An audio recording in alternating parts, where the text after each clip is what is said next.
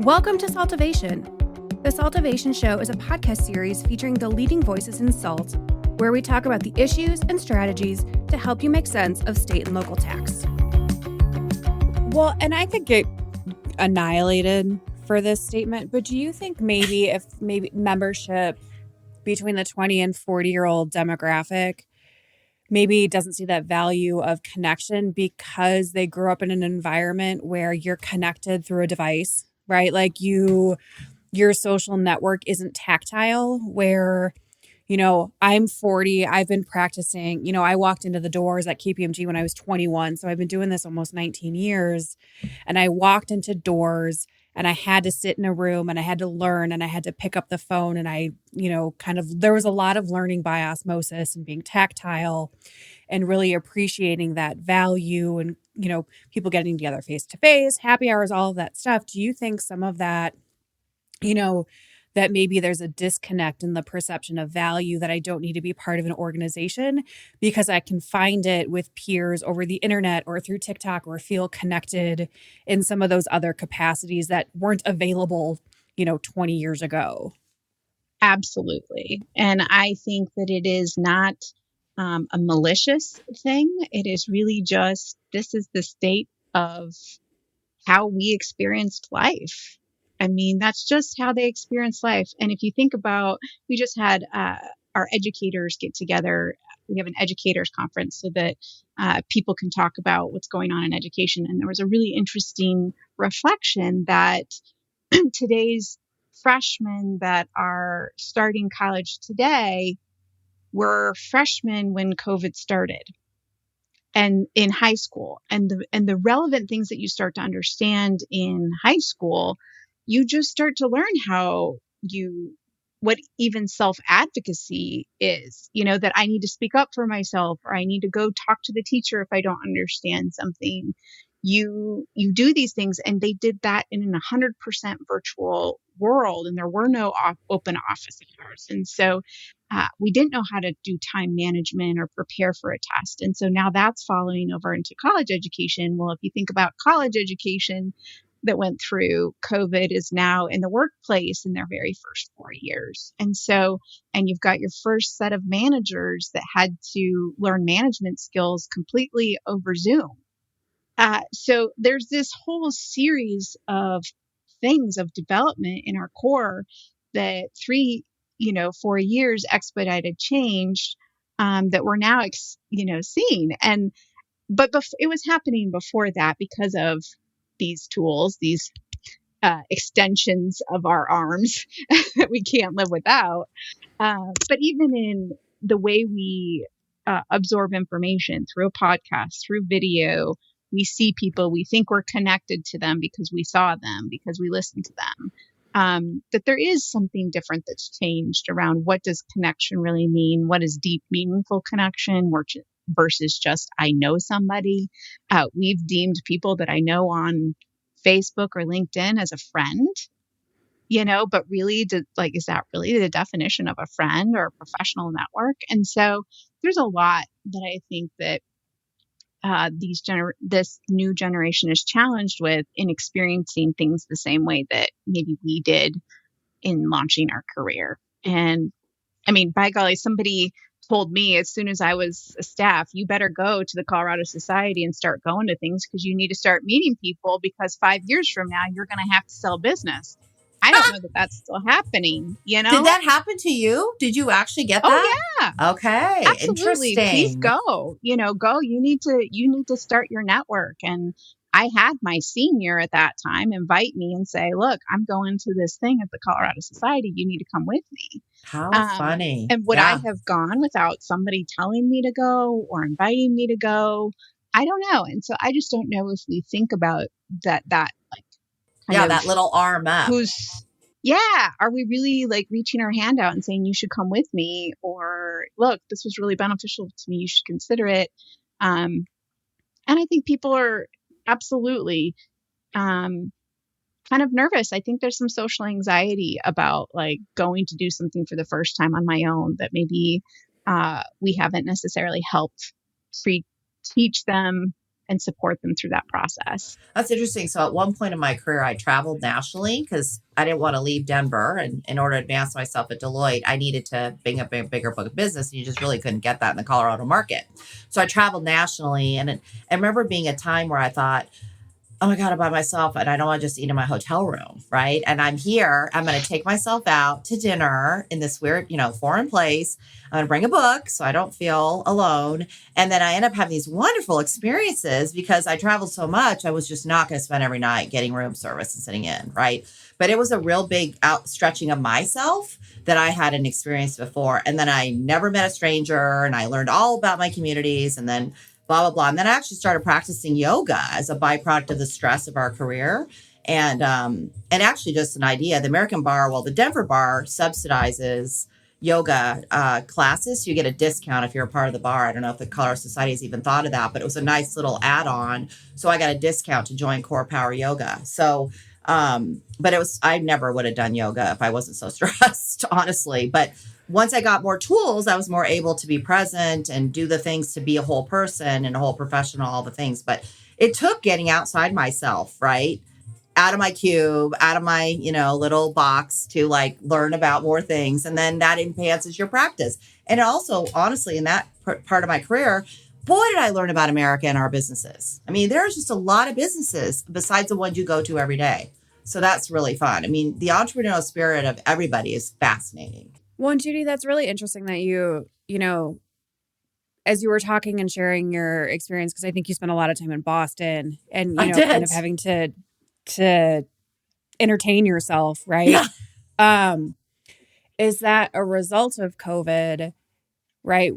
We don't have to travel as much anymore. And so we've adopted to the idea that we don't have to leave home. And so you get kind of stuck in that kind of roteness of we don't have to leave home to engage with a client in Boston or engage with the UK. Right. Or kind of, again, you lose out on that opportunity to be tactile because it is so much easier and efficient, right? To just pick up the phone. That's 1 hour versus okay, well, I have to get dressed. So that's, 30-minute investment in a shower and makeup. And then I have to go sit in the car. And then that's another 30 minutes. And then it's, so in that activity, that's really only 1 hour, you're kind of increasing efficiency, right? Versus, that was a 2-hour activity between start to get, door to door, bed to back home.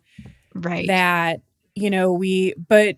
so we almost have now focused more on the efficiencies versus the long, the value, the intangible value associated with, leaving the home or engaging or connecting with other people or traveling. Correct. Yeah. Yeah. I mean, I'm really grateful that we were able to make it through COVID. I mean, Meredith researched the taxability of streaming. I mean, I remember going to a conference years ago and it said content. And I'm like, what are you talking about? What the heck? Yeah. But if it weren't for Netflix, which was my client at Deloitte, by the way, when they had Meredith researched streaming because that was a new service. It got us through COVID. So we've seen a lot of evolution in our careers by working with different businesses that are starting with ideas that grow to just become household brands. But I do think there was some, I'm glad we're not traipsing all around the earth like we were. I mean, I was premier status. I had it was great. And then, but at some point you're I don't need to eat dinner at another place and be alone in a hotel room, right? I don't really care that I'm a Marriott special person, So, because it is nice to be able to connect and be able to do things virtually today, I think. But we do have to remember that IRL is a value too. That, that connection. Totally. I mean, I have clients that are still my friends because we built a relationship outside of work because we work so much together. Yeah. So those were important parts of your career that are very satisfying. I think one of the other parts that I've seen emerge is, you talk about the, the Netflix effect or different, content creation, different things. I also call it the Amazon effect in some ways of we've started to got to the point where whatever it is I need, I'll buy it at that point. I don't have to think about what I'm going to need 3 years from now, 5 years from now, and I can get it personalized and delivered to me. Right. And so I don't really have to go out and seek it. We have a very much individual mindset versus kind of that and personalized mindset rather than that collective mentality around what am I doing to contribute, broader than just what my needs of my household are. And when I need it, I'll go get it. Not necessarily thinking about, well, look, this is something that I'm going to have to build over time. And, so people think I can just go online onto LinkedIn and say, hey, I'm looking for a referral to so-and-so, or I'm a business. Can you just, I just need somebody now for this. And really, we've lost in some ways this ability to think further than 2-day prime in a lot of areas that we have. And really, our true relationships are not built that way. Relationships are not microwavable. They're not, you don't just say, okay, Amazon, deliver to me a quality, trusted, coworker, quality, trusted referral network, and I want it here in 2 days. So I think that Amazon effect has also impacted how we think about what it takes to build our professional support. That is really interesting because, now that you go on these things and it's free and then they sell your name, right? So now I get like constant, buy this, maybe you want this. I'm like, get away from me. Like if I'm going to go find that service, I'm not going to probably buy it from you. So these constant email campaigns, it's not efficient. I don't think. I think it's just clogging up my inbox and making me mad, quite honestly, that I don't want to work with you. And it's like completely unemotional and unconnected. And I think we've got this younger generation. It's unrelational. I think kids think, oh, we could just do it and eventually it'll work. I'm not so sure that's the case. It is about word of mouth and trust. You can't get trust from an email and writing a nice email.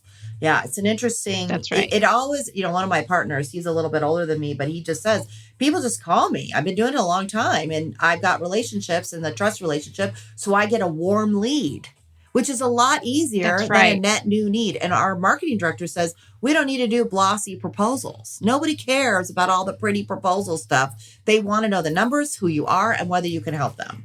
That's what they want. So you don't need to put a bunch of puffery around it. It's really tactile. So yeah, I think you're right.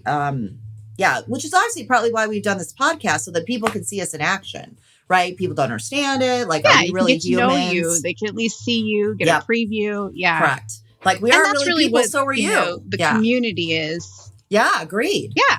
And to build that community. I think that's really what my role, we build community for CPAs. And CPAs need other CPAs, and we need a support group. We need network. We need ongoing learning. We need training. And when something happens, and you experience something, and then I experience something, we can learn from each other. And when I go through a job change, and there's an opportunity over there, like your network knows who's good and who needs what, and we need those kinds of supportive networks, and businesses need that, which is why, business groups are together. And so, it's been a really interesting thing to watch and then try to kind of undo some of those things and reteach people the power of the network. And we may have touched on some of these, but we're halfway through 2024, which is cuckoo bananas. But what were some of the main goals for 2024 for the CoCPA, and what are maybe some of the initiatives that you're looking forward to in 2025? It's a great question. And I think, as an organization, we're really thinking, it's interesting as a professional organization, you have to think about the profession and you have to think about the organization. So we are constantly thinking two streams of strategy in a lot of ways. And so we're thinking about how do we preserve the organization, keep the organization relevant, but then also how do we support the profession? And what is it that we're doing to advocate for the profession, for the professionals, so that it can stay sustainable over the long term. So really our focus this particular year has been twofold. We're really thinking as our organization wide, like how do we support our members?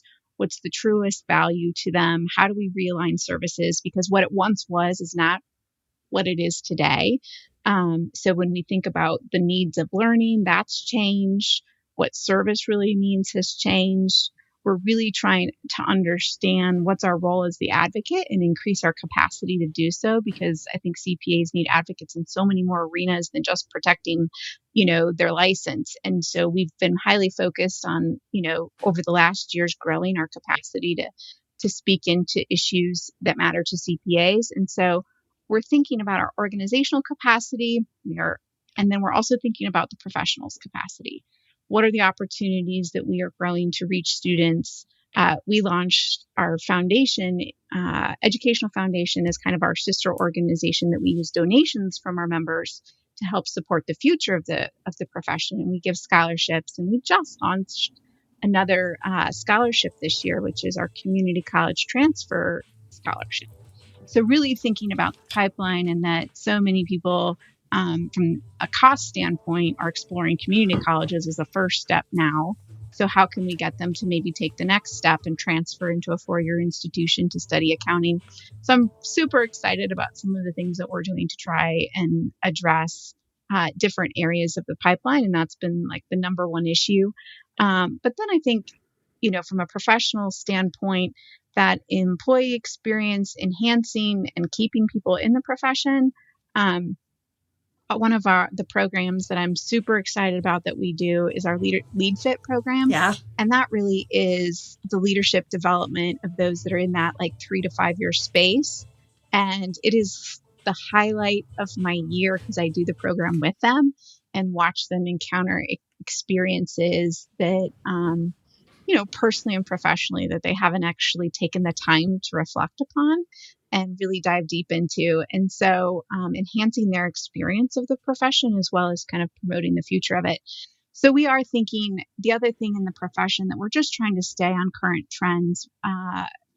This particular year, as you even see in legislatively in Colorado, things emerge like ESG and reporting and artificial intelligence, and there's laws around, that are kind of emerging. All of that impacts our professionals. So really just trying to make sure that we're giving our professionals the opportunity to explore and expand their horizons and think about how those things are going to be impacting them 3 to 5 years down the road or faster, really. Yeah.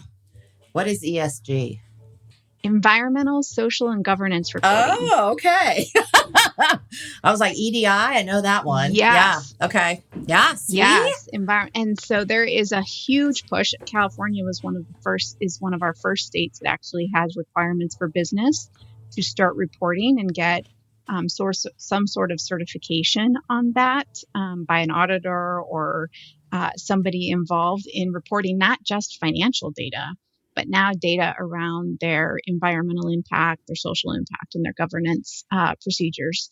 So we're seeing this emerge that the price to play the game of business isn't just I produce a financial return, but what I leave is more than what I used, whether that's environmentally, the people and how I've impacted them in my communities and the way in which I govern my business. And so the price to play has increased. And so as CPAs that support business, we have to think about how our services also provide trust in those areas. Because like I said, CPAs provide trust. We don't just provide numbers. And so what is it that the role of a CPA is when it comes to artificial intelligence and making sure that businesses, consumers can trust it? What's the role of a CPA on, when businesses have to report on their carbon impact and they're telling their consumers what that is? What's the role of the CPA in validating that kind of data? And if CPAs don't think about the role that they need to play in that, they will be left behind and somebody else will take the role of trust. And so as a profession and as an organization, we really are trying to think where, far into the future, what's the role of CPAs and how can we help prepare them now? One of my nieces went into marketing, but because she was a CPA, it was really effective because then you know how to measure the value of the marketing effort. So she would know how to budget, right? And then she knew how to see if that campaign was effective. So it was a really good medley of her skills and then a fun different area of practice. But she was still a CPA, but she's like, I don't want to be a controller anymore. I want to do this other thing. But that skill level was super beneficial to the company because I think a lot of marketing people don't understand money either. I mean, we're undergrad in business. I had finance, accounting, marketing, and management. I think those are the 4 options that I could have chosen. My profession. And so marketing people don't really have a lot of accounting classes, right? And accounting people don't have a lot of marketing classes. So you do need to cross-pollinate in these areas, but all of them collectively matter. I see a lot of people in marketing sales that spend. And you're like, okay, but does that make economic sense? I mean, if you're a $50 million company spending $9 million in advertising, is that the best way to use your resources to maximize your bottom line?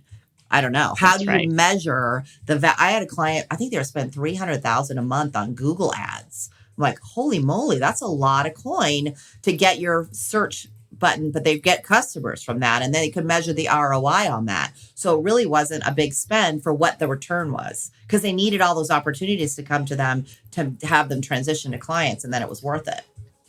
Yeah. Yeah.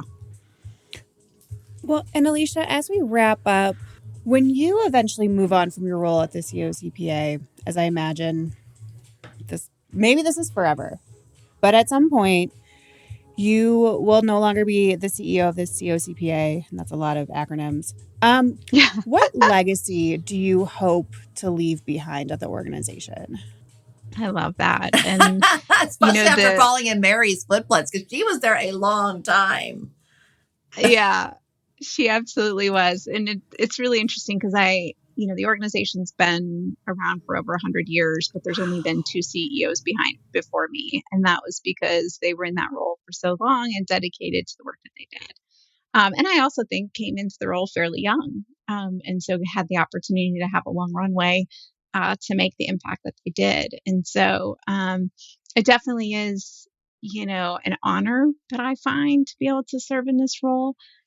Because it's not about the legacy I leave. I think it really is about the legacy that the organization leaves on the profession itself. And so the legacy I leave is empowering the people that work for the organization, the volunteers in it, and the professionals that use its support to feel like that they can carry on regardless, that their careers are better because they were part of this organization in some form or fashion. And that's the legacy I really hope. It's not about me. It's about the fact that accountants, that the accounting profession, that CPAs working it feel like they had a better experience because of their involvement in the CoCPA. And that's the legacy I want, that members that have come through it feel that way, that they feel like they had a sense of belonging, that there was something that they belonged to and they were proud of it. I am so proud of my profession. I'm proud to call myself a CPA. And a lot of that's because it's not just the individual work that I've done, but because I see what other CPAs do and that I'm connected to them, that I'm like in the same brand as them, Mm-hmm. So I just am so proud of what we do collectively. And my hope is that through my work in the organization, it stays one of those places that people feel really proud to be a part of. Warm and fuzzies. I know. Who says CPAs don't have heart? I know. We are not just introverted, cold, and callous people. We're not just number crunchers. Mind. 100%. We've got mind and heart, which makes us the best kind. Agree. I love that. And I think that's the perfect place to end kind of our discussion. Alicia, thank you so much for your time today. Thank you so much for your work with the Colorado Society. And thank you for showing up at the Tax Council and kind of spreading, kind of the CoCPA's wings. We really appreciate all that you do. And it was just amazing to have you here, kind of spending your time with us. So thank you. Yes. Well, thank you for your deep expertise and sharing it. And really appreciate the opportunity. And that is another episode of Saltivation. Till next time. This podcast is for educational purposes only and is not intended, nor should it be relied upon as legal, tax, accounting, or investment advice. You should consult with a competent professional to discuss specifics of your situation and the applicability of the information presented.